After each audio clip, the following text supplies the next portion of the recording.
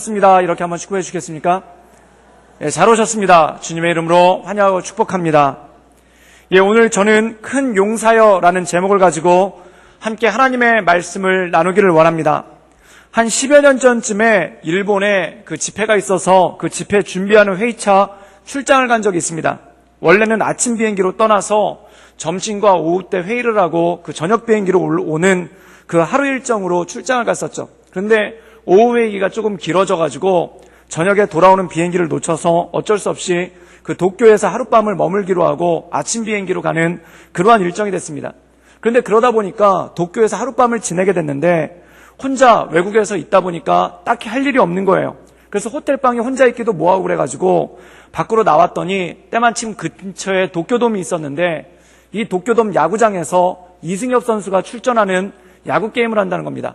그래서 그때 거금을 들여가지고 약간 늦게 이 경기장에 들어갔는데 이 요미우리 자이언츠 쪽은 다 매진이 돼서 상대팀이었던 한신 타이거즈 외야석을 사가지고 들어갔는데 또 나름 응원한다고 그 앞에서 티셔츠도 사입고 들어갔는데 그 한신 타이거즈 팬 있는 틈에서 이 요미우리 자이언츠를 입고 있으니까 굉장히 좀 뻘쭘하더라고요. 그래서 뻘쭘하게 앉아있는데 그 가는 날이 장날이라고 그 요미우리 자이언츠가 크게 지고 있었습니다. 게다가 이 이승엽 선수가 4번 타자로 출전을 했는데 그 4타수 무안타. 그래서 8회 말에 그 마지막 4타석제가 나왔는데 그 원래 게임을 할 때 한 4타석 정도 나오면 끝나지 않습니까? 게다가 8회 말에 그 첫 타자로 나왔는데 그때 삼진을 당하고 그냥 끝났어요. 그래서 제가 보다가 화가 나가지고 그냥 벌떡 일어나서 나왔습니다.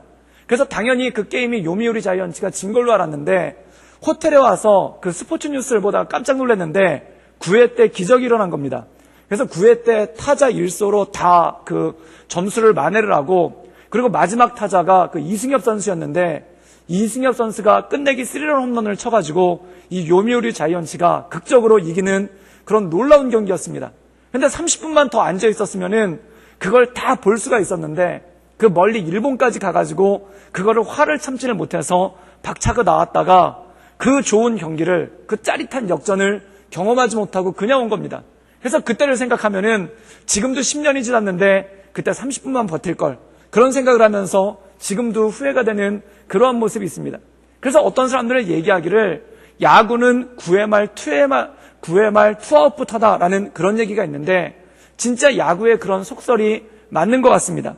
근데 최근에 이 월드컵이 있어서 사람들이 밤잠을 못 이루고 계신데 그 다른 교회 목사님들을 최근에 만났는데 월드컵 때문에 새벽 예배 인원이 팍 줄었다는 그런 말씀을 하십니다. 그런데 그럼에도 불구하고 우리 교회는 새벽 예배 인원이 줄지 않는 걸로 봐서 성령 충만한 교회인 줄 믿습니다.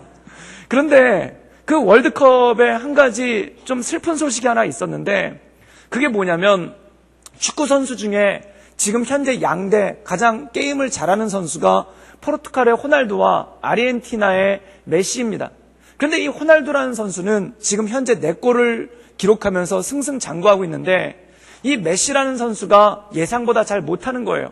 그래서 팀 성적도 안 좋아서 두 번째 경기에서는 크로아티아에게 0대3으로 참패를 하는 그런 일이 있었습니다. 근데 놀라운 건 뭐냐면 이 크로아티아에 0대3으로 참패를 하면서 16강 탈락이 예상되고 또한 이 메시라는 선수가 제대로 기량을 발휘하지 못해서 사람들로부터 헛것 아니었는가라는 그러한 이야기를 듣는데 최근에 인도에 이 메시 선수의 팬인 한 젊은이가 있었는데 이 젊은이가 이 크로아티아한테 아르헨티나가 0대3으로 지는 거를 보고 그날 밤에 가출을 했다는 거예요. 그래서 가족들이 찾았더니 그 근처에서 자살한 시체로 발견이 됐는데 자살 이유가 뭐였냐면은 아르헨티나가 참패하는 꼴을 볼 수가 없다. 그리고 메시가 저렇게 사람들한테 비난받는 꼴을 볼 수가 없다. 라고 해서 이 인도의 젊은이가 실제로 자살한 사건이 있었습니다. 근데 어제 게임 경기를 보니까 아르헨티나가 2대1로 나이지리아를 이겼고 또한 메시라는 선수가 한 골을 넣고 큰 활약을 해서 팀을 승리로 이끌었습니다. 근데 제가 그걸 보면서 그 이름도 모르고 얼굴도 모르는 그 인도 청년한테 그런 생각이 들었어요. 하루만 참지. 하루만 참았으면은 정말 좋은 소식을 들었을 텐데 그 하루를 못 참고 그 게임에 지다마자 그 화를 못 참고 분을 못 참아서 일을 낸 거를 보면서 제 마음 가운데 안타까운 그러한 마음이 들었었습니다. 사랑하는 여러분, 이 청년이 이런 극단적인 선택을 하긴 했지만 우리 삶 가운데 보면은 우리의 삶도 그런 비슷한 모습을 참 많이 보일 때가 있습니다. 굉장히 사소한 일에 분노하고, 또한 굉장히 쉽게 낙심하고, 또한 굉장히 쉽게 절망하고, 또한 굉장히 쉽게 하나님이 나를 버렸다라는 속단을 할 때가 굉장히 많다라는 것입니다. 즉 다시 말해서 이 청년이 한 게임만 더 봤으면은, 그래서 아르헨티나가 16강에 간신히 진출을 했거든요. 그런데 이 청년은 그 직전에 그 화를 못 참아가지고, 그 분노를 못 참아가지고, 그리고 그 짜증나는 걸 참지 못해가지고 극단적인 선택을 한 거예요. 그런데 이 청년이 하루만 더 참았다라면, 그리고 하루만 더 이것을 받더라면은 결코 죽지 않았겠다라는 그러한 생각이 들었습니다. 그런데 사랑하는 여러분, 우리가 이 땅을 살아갈 때도 그런 것이 굉장히 너무나 많다라는 것입니다. 너무 쉽게 낭망하고, 또한 너무 쉽게 낙심하고, 또한 너무 쉽게 화를 내는 그러한 일들이 있다라는 것이죠. 사랑하는 여러분, 우리가 성경에 보면은 많은 믿음의 사람들이 나옵니다.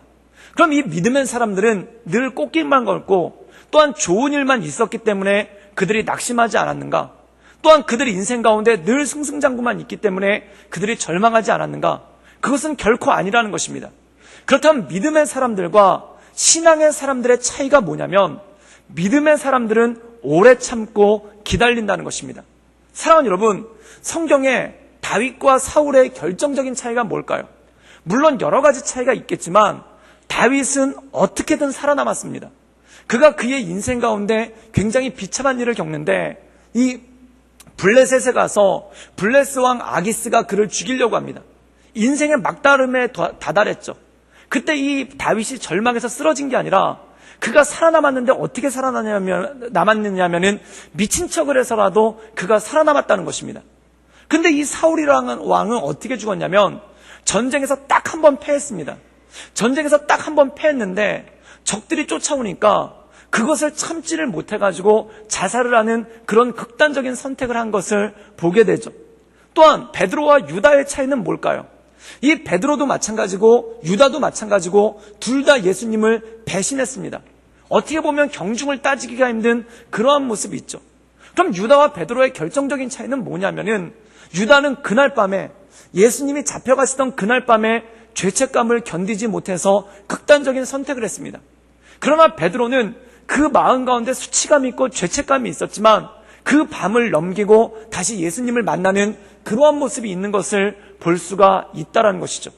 사랑하는 여러분, 믿음의 사람들과 그렇지 못한 사람들의 특징은 무엇이냐면, 믿음이 없는 사람들의 특징은 오래 참지 못하더라는 것입니다. 수치감을 참지 못할 때가 있고, 분노를 참지 못할 때가 있고, 낙심을 참지 못하고 자기 스스로 극단적인 선택을 할 때가 굉장히 많다라는 것입니다. 그러나 믿음의 사람들의 특징은 무엇인가? 쉽게 낙심하지 않고 하나님의 때를 기다리며 인내하는 능력이 그 삶 가운데 있다는 것이죠. 사랑하는 여러분, 말세의 특징을 뭐라고 하는가? 조급함이라고 얘기합니다. 말세 때가 되면 사람들이 어떤 일이 생기냐면 조급함이 몰려와서 분을 참지 못한다라는 그러한 말씀을 합니다. 우리가 요즘에 신문지상을 보면은 사람들이 조급함을 참지 못하는 일들이 얼마나 많이 있습니까? 조급함을 참지 못해서 사람을 죽이기도 하고, 또한 조급함을 참지 못해서 스스로 극단적인 선택을 하기도 하고, 또한 조급함을 참지 못해서 싸움을 하고, 또한 조급함을 참지 못해서 폭력을 휘두르는 그러한 일들이 있다라는 것이죠. 그렇다면 믿음의 사람들의 특징은 무엇인가? 바로 조급하지 않고 오래 참는다는 것입니다. 그래서 성령의 9가지 열매 중에 하나가 뭐냐면, 사랑 다음에 나오는 것이 바로 오래 참음입니다.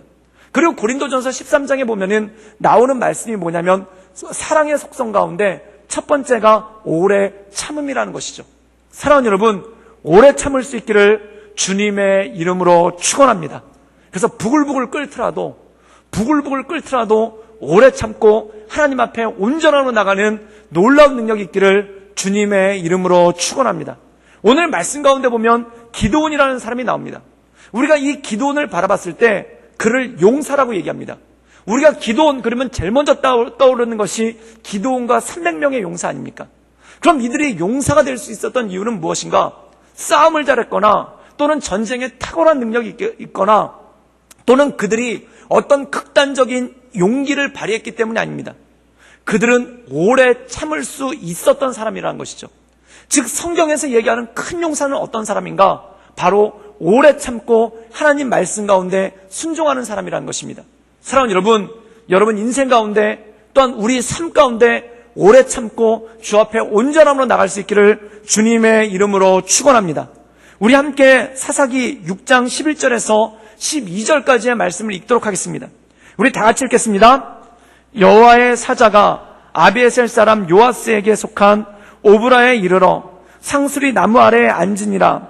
마침 요아스의 아들 기드온이 미드안 사람에게 알리지 아니하려 하여 밀을 포도주 틀에서 타작하더니 여호와의 사자가 기드온에게 나타나 이르되 큰 용사여 여호와께서 너와 함께 계시도다 하매. 오늘 말씀 가운데 보면은 사사기 중에 가장 어렵고 두려운 때가 도래하는 것을 보게 됩니다. 이 사사기 시간에 보면은 거의 13번에 걸쳐서 이민족들의 침략을 받습니다. 근데 이 13번에 걸쳐서 이민족들의 침략을 받을 때 모든 지파들이 침공을 받기보다는 주로 변방에 있는 지파들이 침공을 받는 그러한 일들이 많았죠. 그래서 변방이 소랑스러워져서 그것을 수습하기 위해서 사사들이 군대를 모아서 출동하는 일들이 굉장히 많았었습니다. 그런데 오늘 말씀 가운데 이 기드온이 일어났을 때는 조금 더 심각합니다. 어느 정도로 심각했냐면은 오늘 말씀 가운데 보면은 미디안과 아말렉 족속들이 연합해서 쳐들어왔다라고 얘기합니다. 이 미디안과 아말렉 족속들은 어떤 사람이냐면 국가를 이루고 있는 나라가 아니라 한마디로 얘기해서 광야에서 살고 있는 도적대와 같은 민족들이 바로 아말렉과 미디안이라는 것입니다. 중국으로 치면은 흉노족과 비슷하고 옛날 고대 로마로 치면은 게르만족이나 흉노족과 비슷한 이러한 야만족들이 바로 이 미디안과 아말렉이라는 것이죠. 그럼 이 미디안과 아말렉이 쳐들어왔을 때 전에는 변방에서 잘 막아냈는데 이 기드온 때 되면 어떤 일이 생기냐면 이들을 막아내지 못하는 그러한 일들이 생기게 됩니다. 그래서 그들이 얼마나 강성하게 쳐들어왔냐면은 이 이스라엘 내륙까지 들어오고 성경에 보면은 기드온이라는 사람이 등장하는데 이 기드온은 므낫세 지파입니다.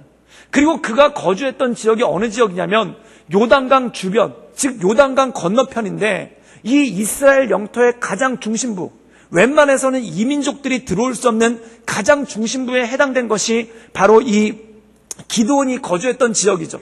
근데 이 지역까지 들어와서 약탈을 해가고 이 지역까지 들어가서 사람들을 괴롭히는 그런 일들이 있었다는 겁니다. 근데 이 괴롭힘이 얼마나 심했든지 오늘 말씀 가운데 보면은 사람들이 마을을 떠나서 산에 올라가서 웅덩이를 파고 산에 올라가서 굴을 파고 또한 산에 올라가서 조그만 요새인 산성을 짓고 거기 머물렀다는 것입니다. 사랑하는 여러분, 이스라엘 백성들은 어떤 사람들입니까? 양을 키우거나 또는 농사를 짓는 사람들입니다. 양을 키우거나 농사를 짓는 사람들은 들에 머물거나 평야에 머물러야 됩니다. 그런데 도저히 평야에 머물 수가 없어서 자기들 마을에, 성읍에, 도시에 머무를 수가 없어서 산속에 올라가서 웅덩이를 파고 굴 속에 숨어 지냈는데 그 숨어 지낸 기간이 얼마냐면 7년이라는 것입니다. 그래서 이들이 들에 나가가지고 일을 하고 밤에는 산속에 들어가서 숨어 살았는데 더 문제는 뭐냐면 이들이 추수할 때가 되면은 미디안 사람들이 기다리고 있다가 와서 약탈해 갔다는 것입니다. 그래서 얼마나 이 기근과 핍박이 심했냐면 7년 동안 이런 어려움을 겪었다라고 말씀하고 있죠. 그리고 말씀 가운데 보면은 이 이스라엘 백성들이 미디안의 침략에 대비해서 군대를 모으기도 했는데 군대를 모을 때마다 번번이 패해서 도저히 미디안에게 대적할 수 없는 그러한 상황들이 벌어져서 산속에 숨어 사는 그러한 일들이 벌어졌다는 것입니다. 그런데 오늘 말씀 가운데 보면은 하나님께서 기드온이라는 사람을 택합니다. 그럼 이 기드온이라는 사람은 어떤 사람인가? 어떤 순간에 부르심을 받았는가? 오늘 말씀 가운데 보면은 그가 포도주 틀 안에서 밀을 타작하였다라는 말씀이 나옵니다. 사랑하는 여러분, 다 아시다시피 타작이란 무엇입니까? 곡식의 알갱이를 떨어뜨리기 위해서 이 곡식을 잘 말려서 추수한 곡식을 잘 말려서 이 타작마당에 놓고 그리고 그 알갱이를 떨어뜨려서 알공기를 걷는 행위가 타작입니다. 그럼 이 타작을 하려면 넓은 들이나 또는 마당 같은데 곡식을 널어놓고 거기서 타작을 해야 되죠. 그런데 오늘 말씀 가운데 보면은 기드온이 어디서 타작을 했냐면 포도주 틀에서 했다는 겁니다. 사랑하는 여러분, 포도주 틀은 지금으로 따지면 뭐와 똑같냐면 조그만 물탱크와 똑같습니다. 물을 저장하기 위해서 모아놓는, 한마디로 포도주를 짜기 위해서 모아놓는 틀, 물탱크와 같이 생긴 그 틀 안에 숨어가지고 그가 타작을 했다는 것이죠. 그 이유가 무엇인가? 미디안 사람들에게 들킬까봐 그랬다는 겁니다. 즉, 타작하는 모습이 타작하는 모습이 보이면은 미디안 사람들이 와서 곡식을 뺏어가니까 그게 걸릴까봐 밤중에 몰래 포도주 틀에 숨어가지고 거기서 타작하는 그러한 모습을 보였다는 겁니다. 사랑하는 여러분, 이 얼마나 비참하고, 이 얼마나 초라하고, 이 얼마나 볼품없는 그러한 모습입니까? 이 군대에 있다 보면은, 특별히 이등병 때는 뭐가 제일 먹고 싶냐면은, 제가 저희 어머니에게 첫 편지도 그렇게 썼는데, 뭐가 제일 먹고 싶냐면 단 게 먹고 싶어요. 그래서 저희 어머니께는 콜라와 치킨을 이렇게 사오시라고 편지를 썼던 적도 있습니다. 그런데 군대 안에 있으면은 제일 사 먹고 싶은 게 뭐냐면은 초코파이입니다. 누가 뭐래도 초코파이입니다. 그래서 이 초코파이에 대한 어떤 속설이 있냐면은, 군대 전도사님들이 어떤 얘기를 하냐면 초코파이 하나면 개종도 시킬 수 있대요. 그래서 그 사람이 불교 신자가 됐던, 이슬람 신자가 됐던, 무교가 됐던, 초코파이 하나만 주면 교회에 나오게 할 수가 있다는 겁니다. 또 뭐라고 얘기하냐면 초코파이 2개면은 세례도 줄 수 있다라는 그런 얘기를 합니다. 그리고 또 뭐라고 얘기하냐면 초코파이 한 박스면 선교사로 파송도 할 수 있다라는 그러한 말도 합니다. 그 정도로 이 군인들한테 초코파이가 큰 영향을 미치죠. 그런데 이등병 때는 안 좋은 게 뭐냐면은 이 PX에 가서, 군대 매점에 가서 초코파이를 사 먹을 수가 없어요. 그러면 어떻게 하냐면 누군가 면회를 와서 초코파이를 사줍니다. 그럼 면회 왔을 때 그 받은 초코파이를 어떻게 하냐면 품속에다 깊이 넣어놔요. 그리고 훈련을 받고 근무를 쓰다 보면은 이 품속에 깊이 넣어놨던 초코파이가 다 부서집니다. 그럼 이 다 부서진 초코파이를 어디 가서 먹냐면은 화장실 가서 먹는 거예요. 그래서 화장실 가가지고 거기서 몰래, 이 소리가 나지 않도록 초코파이를 몰래 까가지고 그 흐물흐물하게 다 부서진 그 초코파이를 먹으면은 정말 눈 감은 맹인도 눈이 떠지고 세상이 칼라로 바뀌고 정말 굉장히 성령 충만해지는 그런 일이 있습니다. 그런데 사랑하는 여러분, 생각해 보십시오.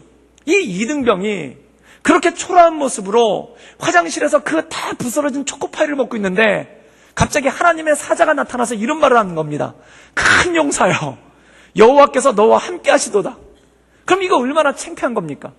사랑하는 여러분, 나라와 민족의 구원을 위해서 칼을 뽑고 주님 내가 여기 있으니 나를 사용해 주십시오. 그때 주님께서 오셔서 큰 용사여 라고 외치는 것도 아니고, 지금 미디안 사람들이 두려워가지고 먹고는 살아야 되겠고, 또한 그 타작을 하다 보면은 미디안 사람들한테 뺏길 것 같으니까 감히 그들 앞에서 타작은 못하겠고, 그 밀단을 갖다 몇 개를 추스려서 포도주 틀에서 그날 먹을 거 거기서 타작하고 있는 이 기드온에게 나타나서 하나님이 큰 용사여 라고 말씀하는 그러한 장면이 나온다는 겁니다. 사랑하는 여러분, 여기서 모순이 나타납니다. 기드온이 큰 용사인가요? 눈이 따뜻따뜻해서 나라와 민족을 위해서 기도하고 주님 저에게 능력을 주신다면, 저에게 꿈을 주신다면, 저에게 비전을 주신다면 제가 나가서 적들을 물리치고 이 이스라엘을 구원하겠습니다 라고 기도하는 선지자, 기도하던 사사를 하나님께서 부르신 게 아니라는 겁니다. 먹고 사는 일이 급급해서, 또한 오늘 하루 먹고 사는 일이 급급해서, 또한 내일은 어떻게 살까 급급해서, 또한 미디안의 칼날이 두려워서, 적들의 칼날이 두려워서 이 포도주 틀 안에서 숨어서 몰래 타작하고 있는 이 기드온을 하나님께서 부르시면서 큰 용사여라고 부르신다는 겁니다. 사랑하는 여러분, 이 말씀에 하나님의 위로가 있기를 주님의 이름으로 축원합니다. 제가 이 말씀을 읽고 얼마나 큰 위로를 받았는지 몰라요. 성경에 보면 또 위로가 되는 게 있습니다. 그게 뭐냐면 하나님께서 믿음의 조상으로 부른 사람이 있는데 그가 아브라함입니다. 그럼 이 아브라함이 참 번듯한가? 참 대단한가? 우리가 잘 알다시피 아브라함이 나이가 많아요. 그런데 이 사람이 단지 나이가 많아서 자녀를 낳을 수 없는 것만이 약점이 아니라는 겁니다. 이 사람이 어떤 사람이었는가? 이 사람은 메소포타미아가 고향이에요. 우리가 잘 알다시피 인류의 4대 문명이 나타난 데가 메소포타미아, 그 다음에 이집트, 그리고 인도 인더스강, 그리고 중국의 황하 아닙니까? 그럼 이 사람은 메소포타미아, 잘 사는 나라에 살던 사람입니다. 그런데 하나님께서 그를 명하셔서 어디로 가라고 그러냐면 가나안 땅으로 가라는 거예요. 그 당시에 가나안 땅은 야만족들이 사는 곳이고, 그 당시 가나안 땅은 그냥 평야나 다름없습니다. 그런데 이 사람이 하나님의 말씀을 듣고 가나안 땅으로 가는데 가나안 땅을 가다가 거기를 갖다 그냥 스쳐 지나가요. 거기 머무르지 않고 거기 정착하지 않고 어디로 갔냐면 성경에는 기근이 왔다라고 얘기합니다. 이건 뭐냐면 먹고 살기가 합당하지 않다라는 거예요. 그래서 이 사람이 어딜 가냐면 메소포타미아 북쪽에서 내려와서 가나안 땅을 스쳐가지고 어디로 가냐면 이집트로 갑니다. 먹고 살만한데 좋은 땅 이집트로 스쳐 지나가는 거예요. 약속의 땅이라고 말씀하신 가나안으로 간 게 아니라 거기를 스쳐서 그냥 이집트로 내려가 버린 거는 겁니다. 그런데 그가 이집트로 스쳐 내려가면서 어떤 일을 하냐면 자기 아내 사라한테 뭐라고 얘기를 하냐면 이렇게 얘기를 합니다. 당신이 예뻐서, 당신이 아름다워서 혹시 사람들이 나를 죽이고 당신을 뺏어갈까 두려우니 아내라고 하지 말고 그 동생이라고 얘기하라는 거예요. 자기를 남편이라고 여보라고 부르지 말고 오빠라고 부르라는 거예요. 사랑하는 여러분, 아내가 이런 얘기 들으면 얼마나 기가 막히겠습니까? 여러분 혹시 여러분 남편이 그렇게 하신다면 그 남편을 믿고 따라갈 만 하겠습니까? 얼마나 실망스러운 일입니까? 또 게다가 우려한 대로 이집트로 그러고 데려나갔다가 자기 아내를 뺏기는 그러한 일들도 생겨요. 사랑하는 여러분, 얼마나 볼품없는 사람입니까? 자기 아내조차도 변변하게 지킬 능력도 없고 힘도 없고 용기도 없는 사람, 이 사람이 아브라함입니다. 사랑하는 여러분, 그런데 그런 사람을 단지 나이가 많은 것뿐만 아니라 자기 아내조차도 지켜나갈 힘도 없고 능력도 없는 사람에게, 그리고 자기 아내를 지킬 만한 용기도 없는 사람에게 하나님께서 뭐라고 하시냐면 내가 너에게 복을 주어 너로 큰 민족을 이루겠다라고 말씀하신다는 겁니다. 사랑하는 여러분, 이건 무슨 뜻일까요? 바로 하나님은 어떤 분이신가? 없는 것을 있는 것처럼 부르시는 분이 바로 하나님인 줄 믿습니다. 아브라함에게 믿음의 조상이 될 만한 건덕지가 아무것도 없는 거예요. 이렇게 비겁한 사람이 어디 있습니까? 자기 아내조차도 변변히 지키지 못하는 이렇게 비겁한 사람이 어디 있습니까? 그런데 하나님께서 그를 택해서 부르셨다는 거예요. 사랑하는 여러분, 오늘 기드온이 마찬가지라는 겁니다. 변변치 못한 사람입니다. 하루 먹고 살기가 벅차서 그것도 용기 있게 이렇게 사느니 싸우다 죽기라도 해보자 라는 용기를 내어서 나간 사람도 아니고 이렇게 변변치 않은 사람. 그런데 이렇게 변변치 않은 사람을 하나님께서 뭐라고 하시냐면 큰 용사여 라고 불렀다는 겁니다. 그럼 사랑하는 여러분, 중요한 것이 있습니다. 기드온이 진짜 큰 용사로서 불렀는가? 그게 아니라는 것입니다. 성경의 원리와 같이 없는 것을 있는 것처럼 부르시는 하나님이신 줄 믿습니다. 그래서 하나님께서는 신명기에 보면은 이스라엘 민족을 택한 이유를 이렇게 말씀하십니다. 너희가 너무 작아서, 너희가 너무 연약해서, 너희가 너무 볼품없어서 내가 너희를 불렀다. 사랑하는 여러분, 하나님께서 사람들을 부르실 때 그 약속이 무엇입니까? 있는 것을 없는 것을 있는 것처럼 부르신 하나님, 바랄 수 없는 것을 바랄 수 있도록 하시면서 부르신 하나님. 사랑하는 여러분, 지금 이 기드온이 큰 용사가 아니지만 하나님께서 그를 큰 용사라 명하시고 그를 불러주신 줄 믿습니다. 이것이 바로 하나님의 전적인 은혜라는 것입니다. 우리가 어렸을 때 위인전을 보십시오. 그럼 그 위인전을 보면 위인들은 어려서부터 남다릅니다. 일단 이순신 장군은 일단 어려서부터 장군이었고, 그래서 그 현충사가 보면서 제가 그걸 보고 충격을 받았어요. 이순신 장군은 어렸을 때도 장군이에요. 목검을 가지고 동네 아이들을 지휘해서 전쟁 놀이를 하는데 그는 어려서부터도 대장이었어요. 제가 그걸 보고 절망했습니다. 저는 어렸을 때 대장이었던 적이 한 번도 없어요. 그런데 그는 대장이었어요. 세종대왕은 대단한 사람 아닙니까? 어렸을 때 공부를 얼마나 많이 했는지 눈에 진물이 날 정도로 공부를 했다고 그래요. 사랑하는 여러분, 제가 게임하다가 눈에 진물 난 청소년은 봤어도 공부하다 눈에 진물 난 사람은 제가 못 봤습니다. 그런데 세종대왕은 그랬다는 거예요. 그러면 우리가 생각하는 위인들은 어려서부터 남달란 사람입니다. 태어날 때부터 남다른 사람입니다. 그런데 하나님께서 부르시는 성경의 사람들은 어떤 사람들인가? 없는 사람들, 빈곤한 사람들, 아무것도 자랑할 것이 없는 사람들을 하나님께서 불러서 사용해 주신 줄 믿습니다. 그래서 사도 바울은 뭐라고 말씀하시냐면 약한 것이 곧 우리의 강함이다. 지극히 약한 자를 불러서, 그래서 사도 바울이 이렇게 얘기합니다. 부르심을 받은 사도들 가운데 학벌이 좋은 자 있느냐? 부르심을 받은 사도들 가운데 집안이 좋은 자 있느냐? 부르심을 받은 사도들 가운데 뭔가 탁월한 자 하나도 있느냐? 아무것도 없다는 겁니다. 그런데 하나님께서 그들을 부르셔서 그들을 사용하신 하나님의 역사가 있는 줄 믿습니다. 사랑하는 여러분, 하나님은 우리의 능력을 보고 부르시는 게 아니라, 우리의 힘을 보고 부르시는 게 아니라, 우리의 자질을 부르시는 것이 아니라 하나님께서 선택하셨기 때문에 믿음으로 우리를 부르신 줄 믿습니다. 그렇다면 우리가 해야 될 것은 무엇입니까? 딱 하나입니다. 오래 참는 것입니다. 사랑하는 여러분, 오래 참을 수 있기를 주님의 이름으로 축원합니다. 능력이 없는데 불렀어요. 그럼 이것만큼 힘든 거 없습니다. 지금 기도는 장군이 아니에요. 장군감이 아니에요. 용사가 아니에요. 그런데 용사라고 하고 부르신 겁니다. 이러면 힘들어지는 겁니다. 하나님께서 나를 부르셨는데, 내가 용사가 아닌데 나를 부르셨는데 나를 어떻게 해야 되는가? 사랑하는 여러분, 성경에 보면 하나님께서 선지자들을 불렀을 때 선지자들이 꼭 이 얘기를 합니다. 나는 말을 잘 하지 못합니다. 모세를 불렀을 때 나는 말을 잘 하지 못합니다. 어떻게 내가 이스라엘 백성들을 설득하겠습니까? 내가 어떻게 바로를 설득하겠습니까? 또한 이사야를 불렀을 때 이사야가 이렇게 얘기를 합니다. 나는 입술이 부정한 자입니다. 내가 어떻게 사람들에게 하나님의 말씀을 전하겠습니까? 또한 예레미야를 불렀을 때 예레미야가 이렇게 얘기합니다. 나는 아이라 말할 줄을 알지 못합니다 라고 얘기합니다. 사랑하는 여러분, 세상에서 제일 힘든 건 뭡니까? 말 못하는 사람 불러다 말 시키는 게 제일 힘듭니다.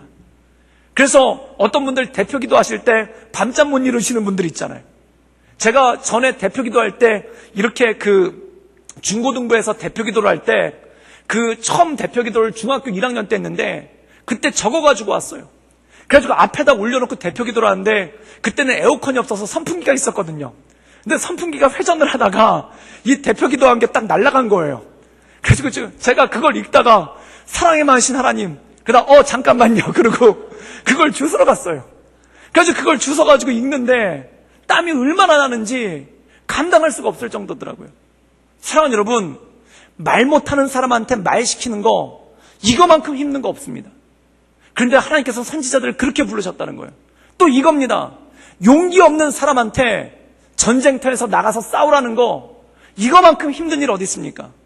또한 자식 없는 사람한테 불러가지고 내가 너를 큰 민족을 이룬다는 거 이거만큼 힘든 일 어디 있습니까? 사랑하는 여러분, 그럼 사람들은 어떻게 하는가? 도망가고 싶어요. 이게 내 자리가 아니기 때문에, 이것이 내가 서 있을 자리가 아니기 때문에 자꾸 도망가고 싶어요. 그래서 선지자들이 하나님이 부르셨을 때 제일 많이 했던 얘기가 이겁니다. 주여 보낼 만한 자를 보내소서. 주여 보낼 만한 자를 보내소서. 이건 뭡니까? 나는 아니라는 거예요. 나는 안 된다는 거예요. 기도원도 마찬가지예요. 주여 보낼 만한 자를 보내소서. 나는 용사가 아닙니다. 나는 하나님께서 생각하시는 그런 사람이 아닙니다. 그런데 하나님께서 그를 부르십니다. 그때 기도원이 어떤 걸로 시험하나요? 양털로 시험을 합니다. 하나님께서 나를 부르신다면 기도했을 때 양털만 적게, 그리고 뜰은 안 적게. 한 번 보여주시니까 또 얘기하죠. 주님 한 번만 더. 이러면서 얘기해요. 노하지 마소서. 그러면서 뭐라고 하냐면 이번에는 양털만 마르게. 그런데 하나님께서 다 이루어 주시지 않습니까? 그리고 기도원이 사사가 되어서 모든 12지파의 백성들을 소집을 합니다. 그때 어떤 일이 생기는가? 32,000명이 모여요. 그때 하나님이 기가 막힌 말씀을 하십니다. 이 중에 두려워 떠는 자들을 돌려보내라. 그래서 32,000명이 모였는데 집에 갈 사람은 가셔도 됩니다. 그랬더니 와하고 22,000명이 가버렸어요. 10,000명 남은 거예요. 할만해요. 그런데 하나님이 또 이렇게 말씀하십니다. 그들을 냇가로 데려가라. 그리고 물 먹는 걸 봐라. 그때 두 종류예요. 어떤 사람들은 입을 대고 냇물을 핥아먹는 사람들이 있고, 어떤 사람들은 손으로 떠먹는 사람이 있어요. 손으로 떠먹는 사람이 몇 명이냐? 300명입니다. 그들만 남기고 다 돌려보내라. 300명 남은 거예요. 사랑하는 여러분, 그 나머지 29,700명이 돌아갈 때 아마 저도 그때 묻어서 돌아가고 싶었을 거예요. 제가 기도원이라면은 저도 어떻게든 물을 그렇게 먹어서 같이 휩쓸려서 갔을 거예요. 그런데 중요한 것은 기드온이 오래 참음으로 그 자리를 지켰다는 것입니다. 사랑하는 여러분, 세상에서 제일 비참한 게 뭡니까? 전쟁터 나갔는데 사람 숫자 자꾸 줄어드는 거예요. 전쟁터 나갔는데 32,000명이 출정했는데 10,000명으로 죽었어요. 줄었어요. 이것도 기가 막힌 일 아닙니까? 또한 10,000명으로 줄었는데 또 출정해서 나갑시다 했더니 29,700명이 없어지고 300명 남았어요. 뭘 보고 싸우겠습니까? 뭘 보고 나가겠습니까? 게다가 내가 골리앗과 같은 용력을 가진, 삼손과 같은 용력을 가진 큰 용사도 아닌데 백성들의 숫자는 줄어가고 있고 군사들의 숫자는 줄어가고 있는데 어떤 힘을 가지고 나가겠습니까? 이거만큼 낙심되고 이거만큼 어려운 거 없는 거예요. 저는 하나님께서 은혜를 주셔서 개척을 3번을 해봤습니다. 개척을 3번 했는데 개척 전날처럼 초조하고 떨리는 거 없어요. 이 개척 첫날처럼 초조하고 떨리는 거 없습니다. 그 다음날 몇 월 몇 시 첫 예배 드립니다. 광고 다 냈어요. 그런데 그 다음날 저녁은 잠이 안 와요. 몇 명 나올까? 그럼요, 저녁에 전화가 한 통씩 와요. 토요일 저녁에. 목사님, 그 전도사 때부터 했으니까, 전도사님, 내일 아침에 제가 가겠습니다. 이게 아니라, 전도사님, 죄송해요. 제가 내일 가서 응원해 드리려고 했는데, 갑자기 애가 아파서. 전도사님, 제가 갑자기 내일 가려고 했는데, 갑자기 집에 내일 집 보러 온다는 사람이 있어서, 성경 말씀 그대로더라고요. 집을 사야 되고, 장가 가야 되고, 뭐 친척이 결혼해서. 그래서 못 온다는 거예요. 그럼 저녁에 그 전화를 받잖아요. 그럼 마음이 조마조마해져요. 야, 내일 개척 예배 제대로 드릴 수 있을까? 내일 개척 예배 제대로 드릴 수 있을까? 그래서 그 전에 한번 청년부를 개척할 때는 그때 저랑 같이 개척을 도왔던 멤버들이 30명 정도가 있었는데 그들을 앞에다 놓고 얘기했어요. 오늘 첫 예배가 끝나고 저를 절대 위로하지 말라고. 오늘 첫 예배가 끝나고 저를 절대 걱정스러운 눈으로 쳐다보지 말라고. 이거 참 힘든 겁니다. 사랑하는 여러분, 그렇지 않습니까? 개업식 하는데, 사업 시작하는데, 뭔가 일을 시작하는데 돕겠다는 사람들이 붙는 게 아니라 자꾸 사람들이 떨어져 나가는 거예요. 자꾸 사람들이 떨어져 나가는 거예요. 사람들이 떨어져 나가고 떨어져 나서 딱 300명 남았습니다. 그런데 기드온의 용기는 무엇인가? 거기서 도망가지 않고 그 자리를 지켰다는 것입니다. 사랑하는 여러분, 인내할 수 있기를, 오래 참을 수 있기를 주님의 이름으로 축원합니다. 그리고 하나님께서 명령을 내리세요. 기가 막힌 명령이 내립니다. 항아리를 준비하래요. 그리고 걷다가 횃불을 집어넣으래요.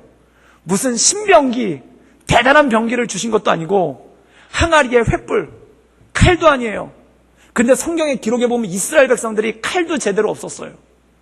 창도 제대로 없었어요. 방패도 제대로 없었어요. 그 횃불과 항아리를 가지고 그 항아리에다 횃불을 들고 적진으로 들어가라는 겁니다. 그리고 하나님께서 신호를 내리시면 그걸 깨고 외치라는 거예요. 뭐라고 외치는가? 여호와를 위하여, 기드온을 위하여 300명대로 만세를 하라는 거예요. 사랑하는 여러분, 제가 성경을 묵상한 중 여리고성 7바퀴 도는 것만큼 힘든 명령이 이 명령이더라고요. 그런데 중요한 게 있습니다. 기드온이 이것을 끝까지 다 한다는 것입니다. 사랑하는 여러분, 기드온의 능력으로, 기드온의 힘으로 적들을 물리친 것이 아니라 기드온은 다만 순종할 따름입니다. 그럼 누가 하는가? 하나님께서 행하시는 줄 믿습니다. 여러분, 항아리 깨졌다고 적들이 무너지겠습니까? 항아리 깨뜨려서 횃불 흔들었다고 적들이 무너지겠습니까? 아니에요. 단지 기드온은 순종만 한 거예요. 여리고성 7바퀴 돌았다고 여리고성이 무너지겠습니까? 아니에요. 그는 단지 순종만 한 거예요. 하나님께서 일하시는 줄 믿습니다. 모세가 지팡이를 들었다고 홍해바다가 갈라지겠습니까? 아니에요. 모세는 단지 순종하기만 한 거예요.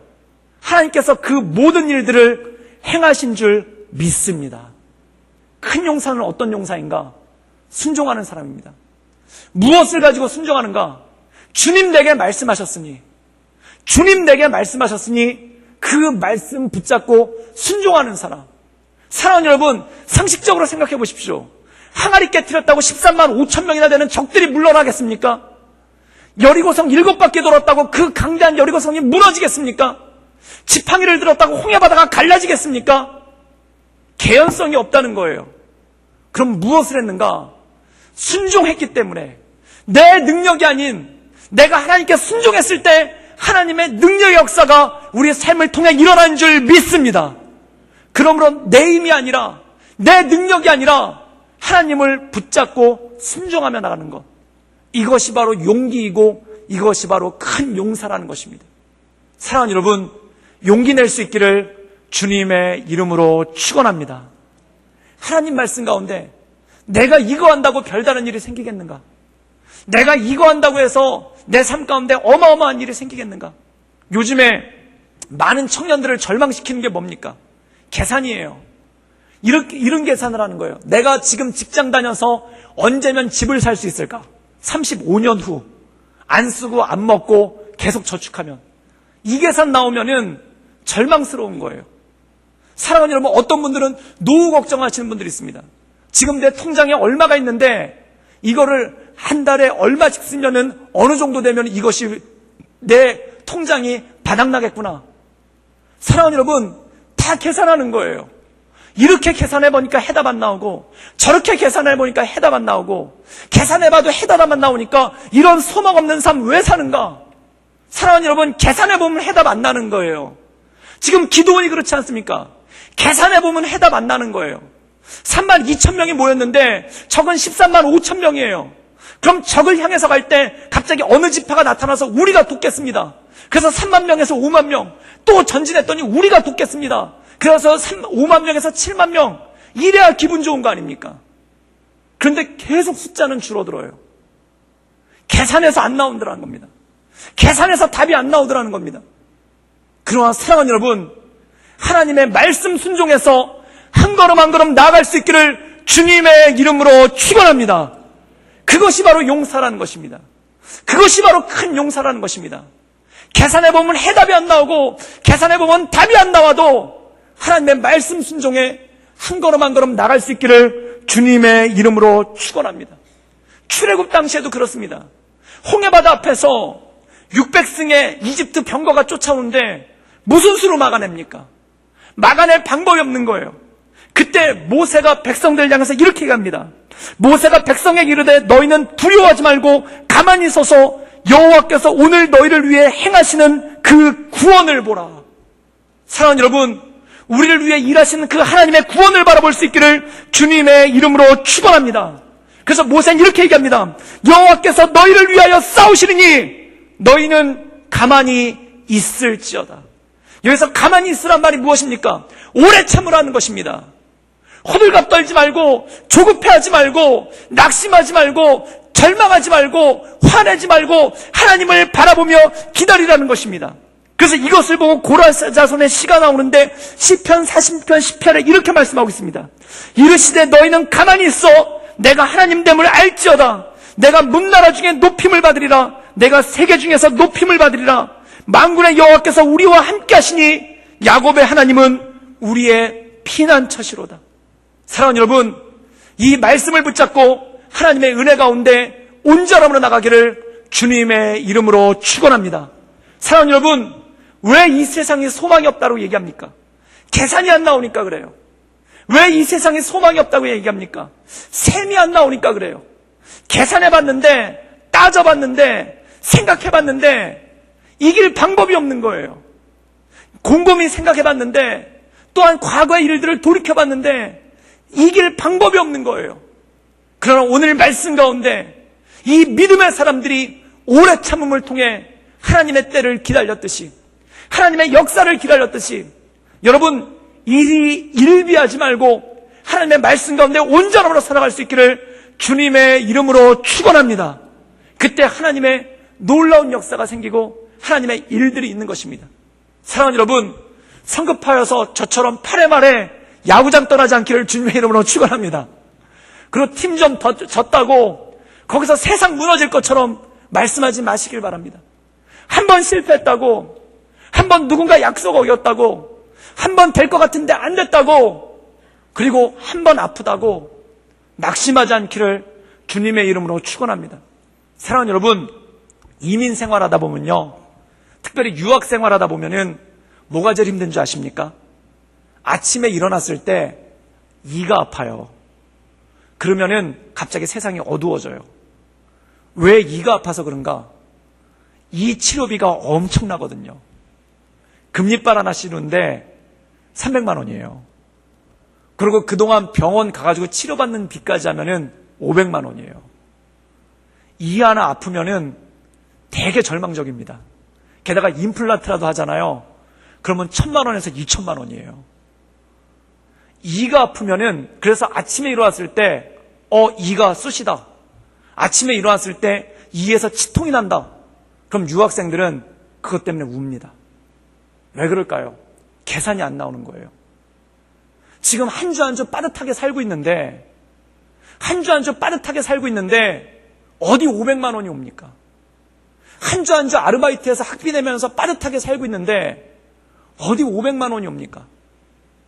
그러니까 절망하는 거예요. 그러니까 힘든 거예요. 마음이, 이가 아픈 순간 마음이 무너지기 시작하는 거예요. 사랑하는 여러분, 때로 우리가 그럴 때가 있습니다. 뭔가 하나 조그만 징조가 나왔을 때 이거 이렇게 되면 아닌데, 뭔가 어떤 조그만 일들이 생겼을 때 이렇게 되면 참 어려운데, 이러면 이 걱정이 꼬리에 꼬리를 물어서 우리의 마음을 낙심시키게 한 겁니다. 그래서 어떤 유학생 중에는요, 정말 비참한 일 중에 그것도 있어요. 치통 때문에 자살을 결심한 애도 있어요. 왜 그럴까요? 근근히 버텨왔는데 갑자기 이가 아프니까 이 500만 원을 감당하지 못해서, 그것도 보험이 돼서 500만 원이지 보험이 안 되면은 1,000만 원을 훨씬 넘어요. 그럼 감당을 못하는 거예요. 사랑하는 여러분, 때로 우리가 그럴 때가 있습니다. 조그만 징조가 하나 나타났는데, 조그만 일들이 하나 나타났는데 상상을 하는 거예요. 계산을 하는 거예요. 이렇게 되면 내가 끝나겠구나. 사랑하는 여러분, 낙심하지 않기를 주님의 이름으로 축원합니다. 적들이 쫓아오고, 그리고 군대가 줄어들고, 그리고 앞에 태산과 같은 이들이 버티고 있을지라도 하나님의 말씀을 의지하여 오래 참을 수 있기를 주님의 이름으로 축원합니다. 그래서 성경은 이렇게 가입니다. 너희는 가만히 있어. 즉 다시 말해, 너희는 오래 참으며 하나님께서 너희를 위해 일하시는 것을 보라. 그 하나님을 바라보며 날마다 승리하며 나가는 우리 모든 성도님들 되기를 주님의 이름으로 축원합니다. 이 시간 함께 기도하며 나가기를 원합니다. 함께 기도하기 원하는 것은, 잠언은 이렇게 말씀하고 있습니다. 무릇 지킬 것보다 마음을 지키라고 말씀하고 있습니다. 왜냐하면 마음이 무너지면 다 무너지기 때문에 그렇습니다. 마음은 언제 무너지는가? 큰 일에 무너지기도 하지만 작은 일에 무너지기도 합니다. 어느 순간 갑자기 섭섭한 일이 생겼을 때, 또는 어느 순간 유학생들에게 치통이 생길 것처럼 갑자기 뜻하지 않은 일들이 생겼을 때, 또한 삶 가운데 안 좋은 징조가 생겼을 때, 또한 실패를 경험할 때, 기대했던 일들이 안 될 때, 도움을 줄 것 같은 사람이 도움을 주지 않을 때, 또한 누군가로부터 억울하게 비난받을 때, 그때 마음이 낙심하기 시작합니다. 또한 통장의 잔고는 점점 줄어드는데 채워질 가망이 보이지 않을 때, 월세비는 자꾸 올라가는데, 전세비는 자꾸 올라가는데 해답이 없을 때, 가진 거라고는 집 한 채밖에 없는데 그거 깔고 주저앉을 것 같을 때, 애들은 자꾸 커가는데 키울 능력이 없다라고 생각될 때, 몸이 아파오는데 병원비가 감당이 안 될 때, 그때 우리의 마음이 조금씩 낙심하기 시작합니다. 사랑하는 여러분, 그때 큰 용사 기도원과 같이 하나님의 말씀 가운데 온전하게 살아가기를 주님의 이름으로 축원합니다. 이 시간 함께 기도하기 원하는 것은, 주여 내 마음을 지켜주시며, 주여 내 생각을 지켜주시며, 하나님의 은혜 가운데 온전함으로 내가 주 앞에 나갈 수 있도록 주님 나를 이끌어주시고 나에게 역사하여 주시옵소서. 하나님, 무너지지 않게 하시고 내 마음이 흔들리지 않게 하시고 내 마음이 낙심하지 않게 주님 잡아주시며, 하나님 말씀 가운데 강건함을 가지고 골리앗 앞에 선 다윗과 같이 강건함을 가지고 이 골리앗 같은 세상 가운데 내가 굳건함으로 버텨내게 하여 주시옵소서. 너는 창과 단창으로 나오지만 나는 여호와의 이름으로 나간다. 나는 하나님의 이름으로 나간다. 이 세상을 향해 나는 하나님의 이름으로 나간다. 나는 하나님을 믿는 믿음으로 나간다라는 믿음으로 내가 한 걸음 한 걸음 전진해 나갈 수 있도록 주님 나를 붙잡아 주시고 나를 인도하여 주시옵소서. 우리 다 같이 간절한 마음과 함께 기도하며 나아가겠습니다. 함께 기도하시겠습니다.